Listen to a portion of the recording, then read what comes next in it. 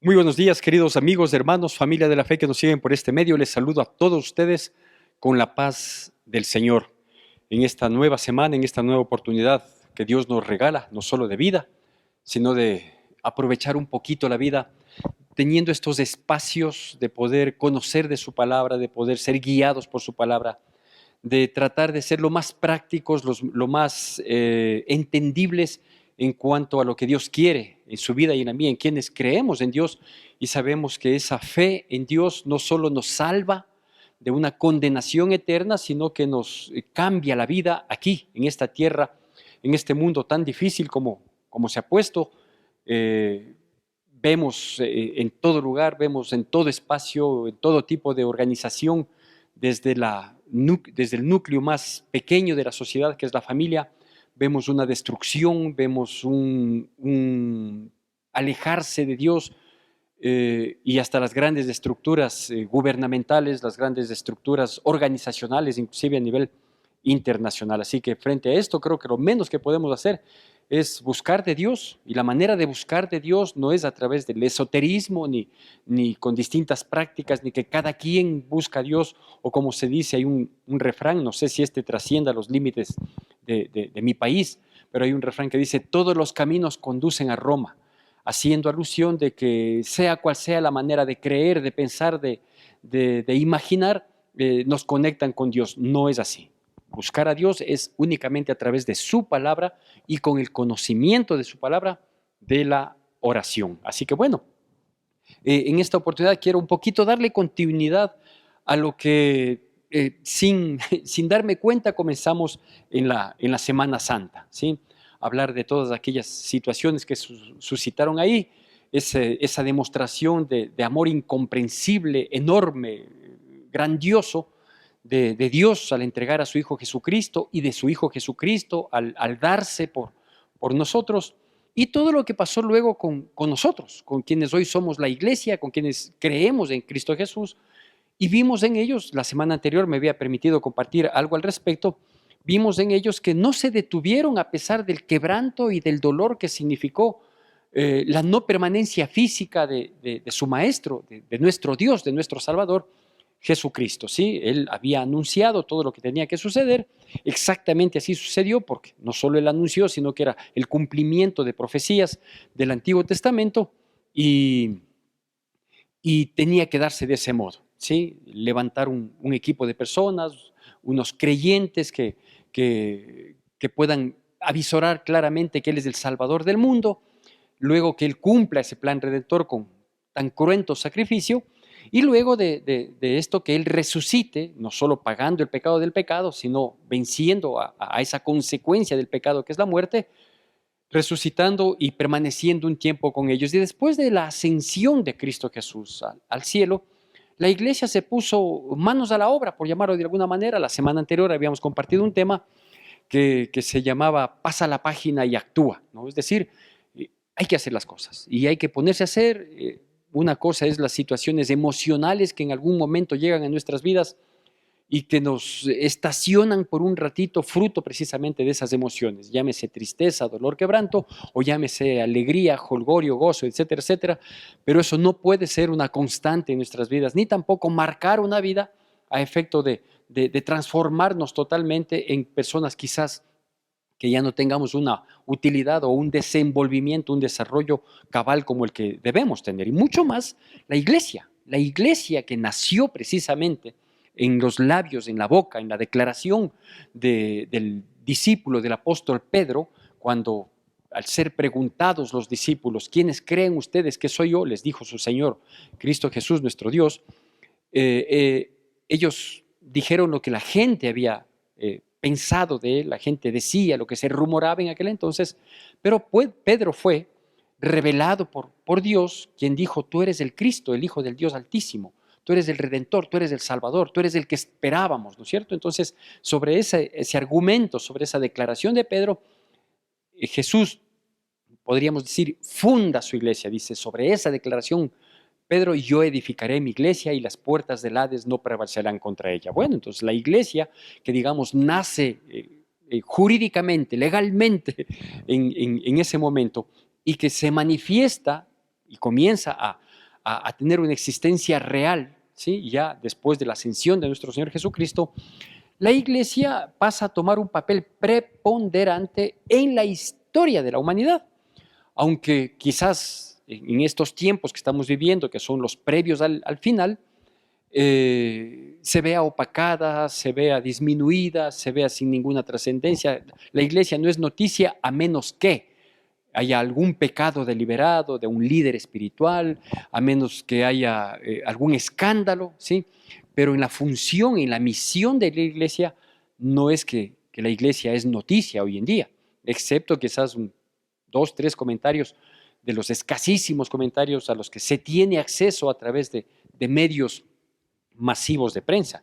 Caso contrario, la Iglesia es nada, la Iglesia es una institución, un estamento que funciona por su lado y que pues se trata de que no haga problema a nadie, de que no vaya en contra del mundo, pero para eso no fuimos llamados como Iglesia. Así que es necesario que nosotros sepamos a lo que nos acogemos cuando predicamos el Evangelio y sepamos también las herramientas que tenemos para mantenernos firmes hasta la venida de nuestro Señor Jesucristo. El mundo no espera eso, el mundo tiene distinto tipo de expectativas. Los poderes, unos claros y otros oscuros del mundo, tienen bien claros sus objetivos, pero en ninguno de esos procesos, en ninguna de esas especulaciones, en ninguno de esos pronósticos, ¿sí? Ni nacionales, ni internacionales, ni de organizaciones internacionales, ni de los que manejan el mundo, que son los que tienen el poder económico y se han adueñado del poder político, ninguno de ellos está tomando en cuenta a Cristo Jesús, a Dios, ¿no es cierto? Nosotros sí, como iglesia, nosotros sabemos que este mundo va de mal en peor, como lo vamos viendo día a día, pero nosotros esperamos la venida de nuestro Señor Jesucristo. Y mientras tanto, ¿qué? Bueno, mientras tanto, la iglesia tiene que cumplir tiene que cumplir su misión. ¿Qué es lo que había pasado con los apóstoles, con los discípulos de aquel entonces? Bueno, lo que había sucedido es que ellos comenzaron a funcionar como iglesia, ¿sí? Primero, al ser seguidos por un número considerable de personas, Pedro se levantó, como lo habíamos visto la semana anterior. Pedro se levantó y habló y explicó la situación para demostrarles y para llevarles exactamente aquello que fue el inicio de la iglesia, o sea, hacerles entender que Jesucristo es el Hijo de Dios, que es el Mesías prometido, que es el Salvador del mundo y que todo aquel que se acoja, es decir, les invitó inclusive al arrepentimiento, que todo aquel que se acoja tendrá esta opción de tener una vida eterna en la presencia de Dios, ¿sí? Y quienes no, pues quienes le mataron, quienes le persiguieron, quienes le juzgaron indebidamente, también tendrán su recompensa eterna, ¿sí? Entonces él invita al arrepentimiento y comienza a tomar notoriedad, digo ya, no los discípulos como tal, sino la iglesia como tal, ¿sí? Al punto que el capítulo 3 del libro de los Hechos dice que Pedro y Juan subían al templo a la hora de la oración y había ahí un cojo de nacimiento, estuvo como por 38 años, más o menos tenía de edad esta persona, que siempre extendía la mano para pedir una caridad y subsistir con su problema. ¿Sí? Pedro y Juan le dijeron, no tenemos oro ni plata, pero lo que tenemos te damos. En el nombre de Jesús, levántate y caminó. Le extendieron la mano, se levantó, se afirmaron sus pies, sus tobillos, dice que entró saltando, alabando y glorificando a Dios en el templo, ¿no es cierto? Entonces eso era parte de la misión que tiene que hacer la iglesia, ¿sí? No me malentienda con decir que la iglesia tiene que someterse siempre y constantemente estar procurando forjar por último milagros. No, no estoy diciendo eso, jamás lo diría, porque lastimosamente muchas congregaciones famosas a nivel latinoamericano, no sé si mundial, no sé si tenga esa trascendencia, pero sí a nivel latinoamericano, se especializan en iglesias de milagros, señales, ¿no es cierto? Y claro, muchos de ellos han sido descubiertos en sus mentiras, en el forjar estas falsas señales que hay, ¿sí? Entonces, una de las cosas que sucedieron en aquella época eran este tipo de milagros, sanidades físicas de algunas personas. En la época de Cristo Jesús, muchas. En la época inicial de la iglesia, algunas, ¿sí? Y claro, esto obviamente llamaba la atención, más que nada cuando eran acontecimientos irrefutables, es decir, la gente, mucha gente vio esta situación. esta sanidad, los que vieron, digamos, ese momento, los que no vieron ese momento, pero que posteriormente, horas después quizás, habían mirado que aquel no es el hombre que era cojo y que siempre estaba a la entrada del templo y que nació así o tuvo una malformación desde las primeras horas de vida. ¿Qué pasó? ¿Sí? Y le veían y muchos de ellos le preguntaban, le decían, disculpa, por si acaso tú eres o estás muy parecido al que se ponía al ingreso del templo. Y él decía, sí, sí, sí, yo soy. Fui sanado. Unos hombres ahí entraron y hicieron una pequeñísima oración, ¿sí? Un pedido a Dios de mi sanidad, y esto es lo que sucedió, ¿no? Entonces, cuando nosotros vemos este tipo de situaciones, obviamente imaginamos el panorama en aquel entonces y esto causó un revuelo. Esto causó una inquietud principalmente en las autoridades religiosas de la época, porque ellos pensaron que desapareciendo Jesús, que murió, resucitó y ascendió a los cielos, pero para ellos se libraron del maestro, ellos pensaron que ahí concluía todo y no fue así, ahí comenzaba todo, ¿sí? Porque Jesús ya no iba a estar con nosotros, sino en nosotros a través de la persona Dios Espíritu Santo, ¿sí? Y por eso suceden estas cosas, es decir, cuando se hacen milagros, verdaderamente milagros, cosas sobrenaturales, inexplicables, que contrarían la ciencia y que tienen una evidencia total en su resultado, el milagro lo sigue haciendo Dios, usando la boca, me refiero a la oración que se puede elevar, usando las manos, quizás con imposición de manos, con el cuidado que hay que tener en este sentido, porque a veces es copiado este ritual por el enemigo y quiere asemejarse a Dios y hacer cosas parecidas a Dios, engañando, no procurando la salvación del alma, sino únicamente la sanidad que puede traer fama y junto con la fama hasta recursos. Es decir, Dios sigue obrando, ¿sí? Y seguirá obrando hasta cuando Él venga por su iglesia, ¿sí? De tal manera que este cojo fue de las primeras personas, esta persona en estas condiciones fue de los primeros en recibir la manifestación del poder que Dios había de obrar a través de su iglesia. Pero digo, esto trajo una alteración al punto que sucede lo siguiente. Permítame, el libro de los Hechos, yo voy a hacer la lectura, como siempre le pido que usted me siga con atención y con reverencia a la palabra de Dios. Hechos capítulo 4, versículos del 1 al 3. Hechos capítulo 4, versículos del 1 al 3. Dice, hablando ellos al pueblo, vinieron sobre ellos los sacerdotes con el jefe de la guardia del templo y los saduceos, resentidos de que enseñasen al pueblo y anunciasen en Jesús la resurrección de entre los muertos. Y les echaron mano y les pusieron en la cárcel hasta el día siguiente, porque era ya tarde. Mire lo que acaba de suceder, ¿no? Cualquier parecido es pura coincidencia, ¿sí? Es decir, ¿qué pasó con Cristo Jesús? Por hacer el bien, por hacer milagros, prodigios, señales, por dar instrucciones, por confrontar el pecado.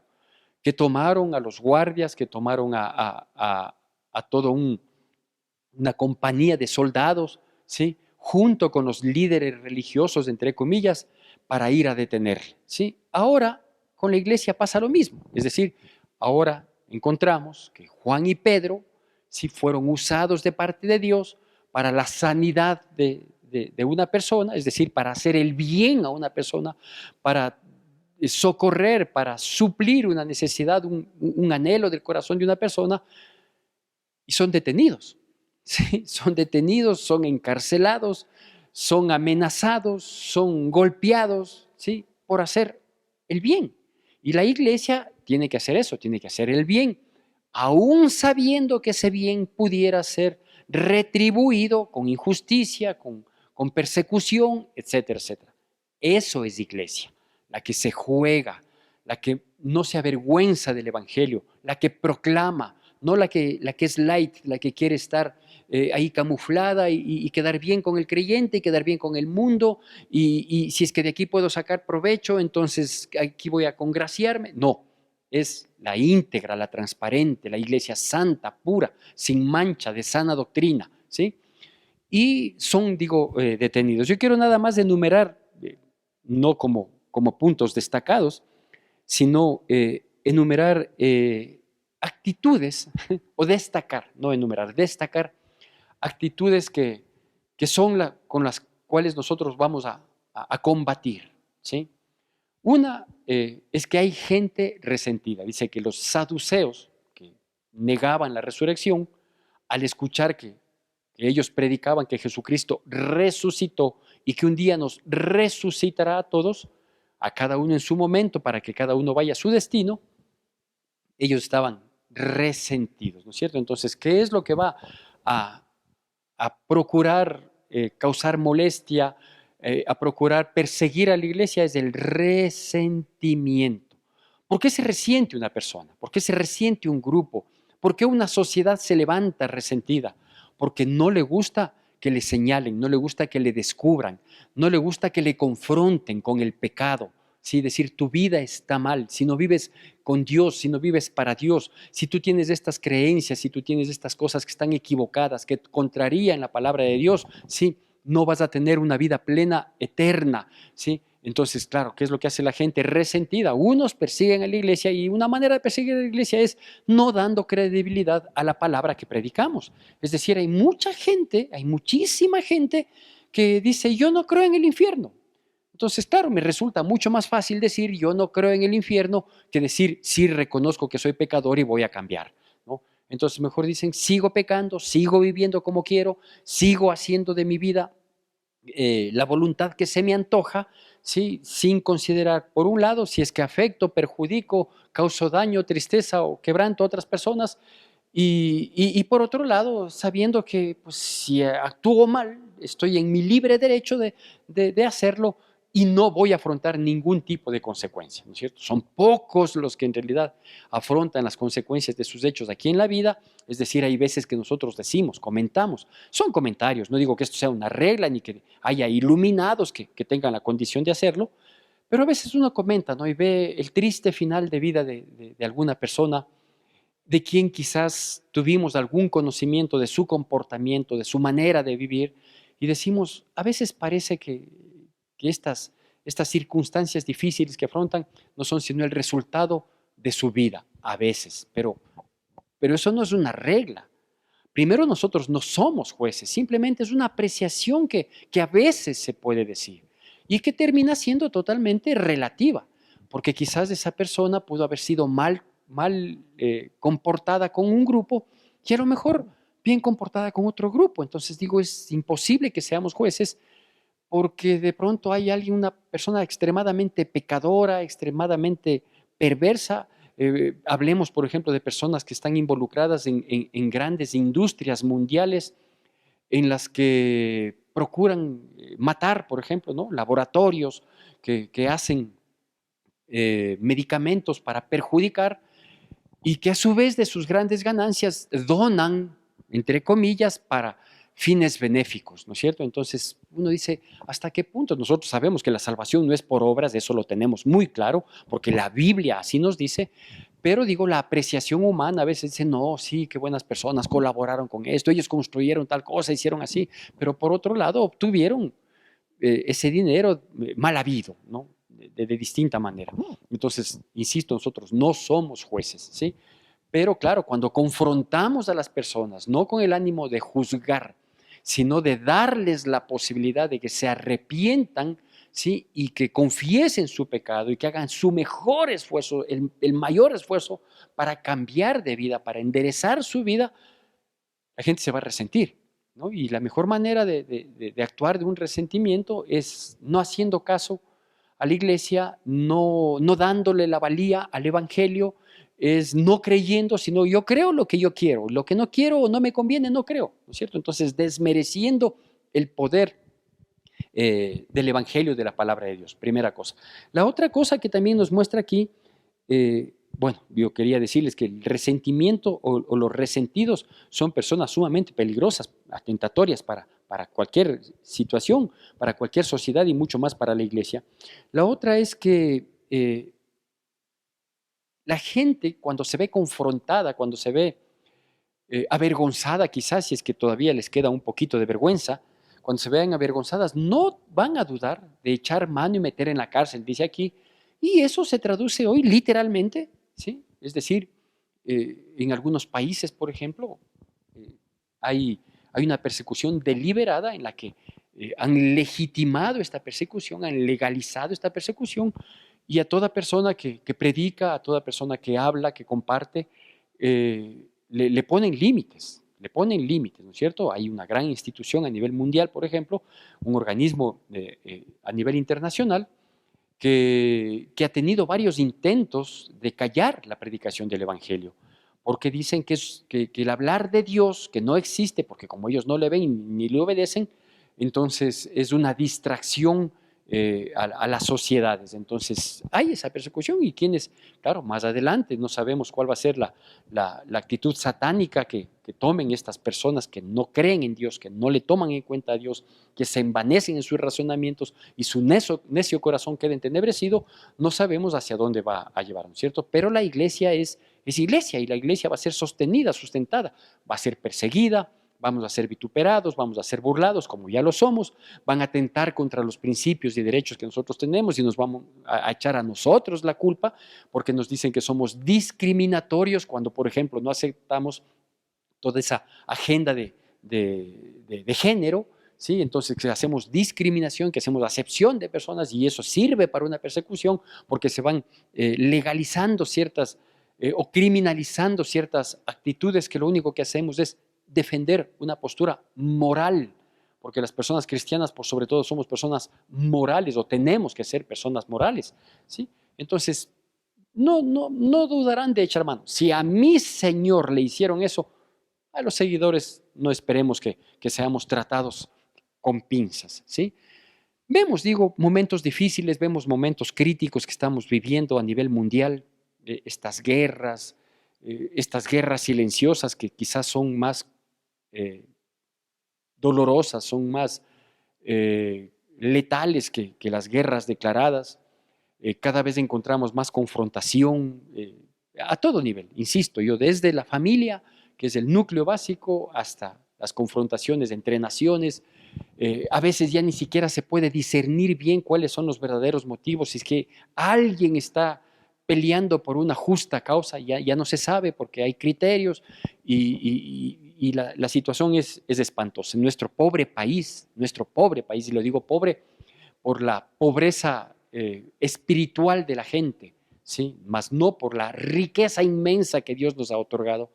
Estamos viviendo también momentos terribles, ¿no? Estamos experimentando situaciones que en la vida la habíamos imaginado, quienes ya tenemos algún tiempo de recorrido en esta vida y que hemos seguido, hemos sido parte de la historia, de lo que hoy se está escribiendo como historia. Yo tengo mucha lucidez en cuanto a la historia de mi país desde quizás unos 5 años. Yo recuerdo con total claridad lo que como niño percibía cuando fue derrocado un presidente acá en el Ecuador, cuando yo tenía 5 años, un presidente que fue 5 veces presidente del Ecuador, ¿sí? El doctor Velasco Ibarra, ¿sí? Yo tengo con claridad que ese día no fuimos a clases, de pronto, repentinamente, por la radio, que era el medio masivo, más común que se escuchaba, dijeron, no hay que ir a clases porque unos militares le han tomado preso al presidente constitucional y ellos van a tomar el poder. Y ahí sucedió una consecución de derrocamientos de los presidentes constitucionales y democráticos a nivel latinoamericano. Y no fue una coincidencia, fue una estrategia, obviamente, sí, que en casi todos los países latinoamericanos hubieron dictaduras militares y se posesionó una agenda del Imperio del Norte para manejar a los países como hasta hoy, Entonces, si hoy surge algún gobierno, alguna ideología que propone algo diferente a la agenda del imperialismo, pues es perseguida, etcétera, etcétera. Echan mano fácilmente, ¿no es cierto? Entonces digo, estamos viviendo estas situaciones terribles. Bueno, ¿y nosotros como iglesia qué? Permítame, con unos pocos versículos adicionales, un poquito, concluir a lo que nos corresponde a nosotros como iglesia. Y dice así, en el mismo capítulo 4 del libro de los Hechos, voy a leerle unos pocos versículos más, 3 versículos específicamente, el 23 del 24, y luego saltaré al versículo 31. Y dice así, esto para entender lo que como iglesia nos corresponde, ¿sí? Dice así, después del hecho de que ellos fueron detenidos, los apóstoles, los discípulos, que fueron usados para levantar la voz y que Dios haga el milagro en esta persona, ellos fueron retenidos, les encarcelaron sin orden de encarcelación, les vulneraron sus derechos, ¿sí? Y sucedió esto. Versículo 23 de 24. Dice, y puestos en libertad después de que fueron amenazados y exigidos de que no hablen en nombre de este tal Jesús, y los discípulos dijeron, yo lamento como el que más. Yo, vea, cuánto sufro por ustedes porque no les voy a poder obedecer, porque yo prefiero obedecer a Dios que a los hombres. Si por obedecer a los hombres, pues me cuesta la vida, que me cueste la vida, pero yo no les voy a hacer caso a ustedes, ¿sí? Entonces, ante el clamor del pueblo, que habían sido como 5,000 las personas que ahora se habían convertido, ante este clamor del pueblo, les dejan en libertad. Y dice así, y puestos en libertad, vinieron a los suyos y contaron todo lo que los principales sacerdotes y los ancianos les habían dicho. Y ellos, habiéndolo oído, alzaron unánimes la voz a Dios y dijeron, soberano Señor, tú eres el Dios que hiciste el cielo y la tierra, el mar y todo lo que en ellos hay. Y luego continúa una hermosa oración. ¿Qué es lo que hicieron ellos? Sí, después de que fueron puestos en libertad, amenazados, sí, de que no hablen en el nombre de Dios, ellos no se sujetaron, no se sometieron, por más disposiciones que puedan tener y por más autoridad que pueda tener quien quiera que se crea con autoridad. Vamos a hacer lo que nos corresponde hacer como hijos de Dios, aunque esto implique dolor, quebranto, persecución, pero por causa de Cristo debe ser así, porque seremos bienaventurados los que por causa de Cristo seremos perseguidos, seremos afrentados, seremos golpeados, ¿no es cierto? Entonces ellos, dice que salieron, se encontraron con los suyos y levantaron la voz a Dios y le dijeron, soberano Dios, tú eres el creador del cielo y de la tierra, ¿sí? Y a ti te damos la gloria, la honra, el honor, y sabemos que estamos en tus manos y que tú peleas las batallas por nosotros, etcétera, etcétera, etcétera, ¿no es cierto? Una exclamación de total sujeción, de rendición total al que puede librar nuestras almas de la perdición. A lo mejor nuestros cuerpos no, pero sí nuestras almas de la perdición. Y el versículo 31 dice, cuando hubieron orado, el lugar en el que estaban congregados tembló y todos fueron llenos del Espíritu Santo y hablaban con denuedo la palabra de Dios. ¿Sí? ¿Qué es lo que corresponde a la iglesia hacer? Bueno, así le llamé a esta pequeña charla. Ahora y siempre a orar. Ahora y siempre a orar. Hoy más que nunca debemos estar unidos, estar unánimes, por lo tanto, congregarnos, sostenernos y fortalecernos con su palabra y ahora y siempre a orar se ha dicho. ¿Sí? ¿Por qué? Porque la oración es la que nos va a sostener. La oración es la que nos va a mantener en comunión con Dios para tomar las decisiones correctas. ¿Sí? La oración es el canal de comunión con Dios para que Él también nos fortalezca cuando estemos ante nuestra condición humana y ante la arremetida del diablo en la sociedad y obviamente queriendo también golpear, tumbar la iglesia, vamos a necesitar sentir la mano de Dios. Y ese sentir, esa fuerza, ese ímpetu, esas ganas, ese levantarnos, ¿sí? De tantas y cuantas veces pretendan hacernos caer, es a través de la oración. Por eso le llamé así a esta pequeña charla. Ahora y siempre a orar se ha dicho.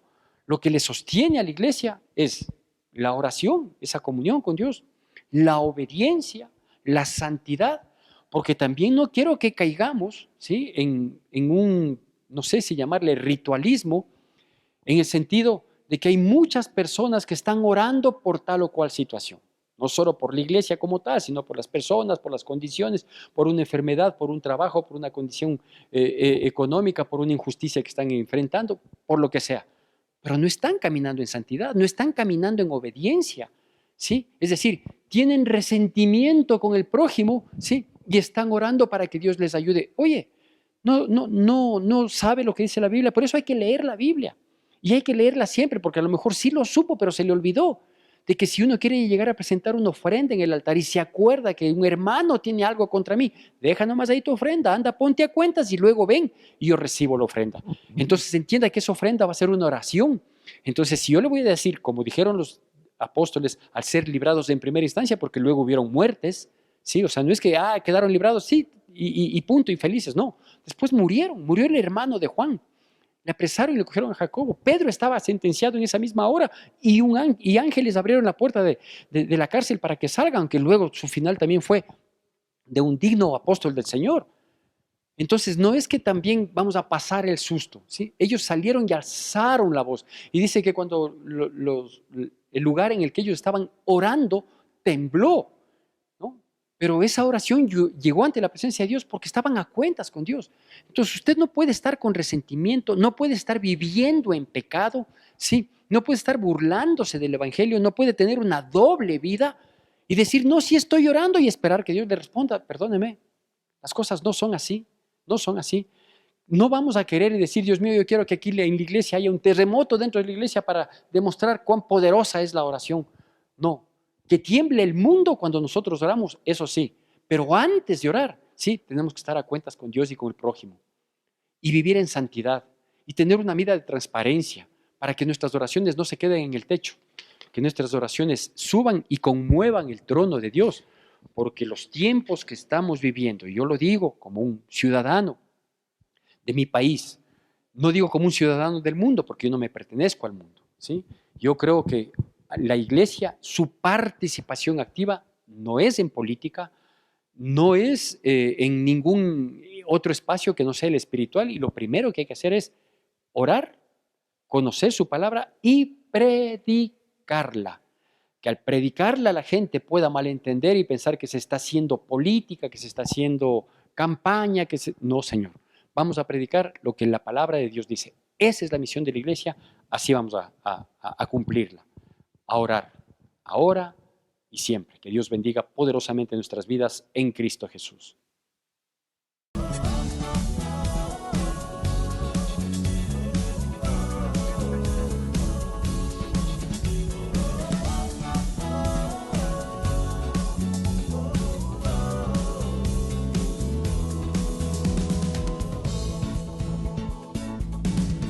Toda la tierra y su creación se rendirán ante tu trono, Dios, y toda lengua te confesará